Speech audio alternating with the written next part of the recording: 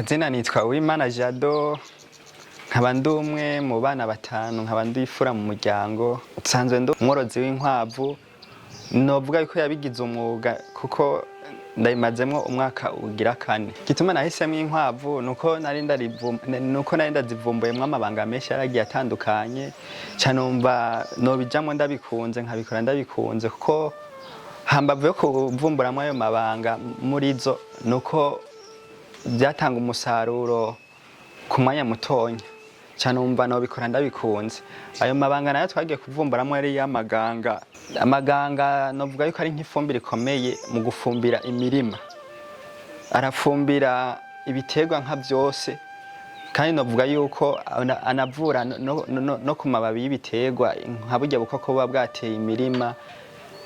Kandi novuga yuko n'amahenehene yazo ajya twita amahenehene mu Kirundi, novuga yuko ari umwavu usumba izindi nkabire zose.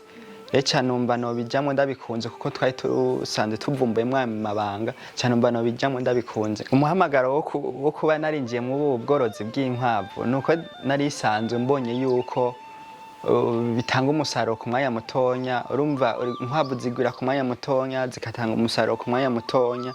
No kuvuga n'ibintu novuga yuko bitanga umusaruro ku mwanya mutonya bisumba n'ibindi bikoko, kandi byoroshe no kuba wona bikora gusumba ibindi bikoko, nkuko wokwimvira kuja kubakira inka, wokwimvira kuja kubakira ingurube, biroroshe paraporo y'ibindi bikoko. No kuvuga isoko kanone novuga uko isoko ihari, kuko ubujeho bwanje mu mwaka uri kuraba wa 4, no kuvuga sindashobora kubona igitigiri noshobora kubampa abashaka kuba bansaba nk'inyama z'inkwavu.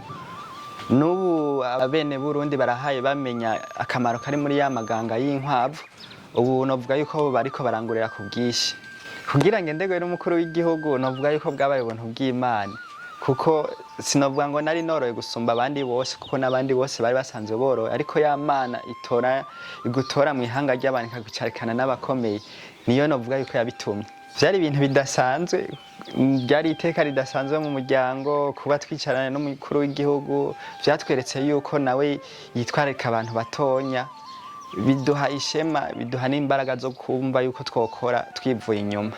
Imigambi yanje yo muri kazoza nuko nifuza yuko nzoba afise uruganda ruhingura inyama z'inkwavu, rugahingurana ya fumbire ivuye mu maganga y'inkwavu, nkanatanga n'akazi ku rundi rwaruka rwishi ruri mu bushomeri.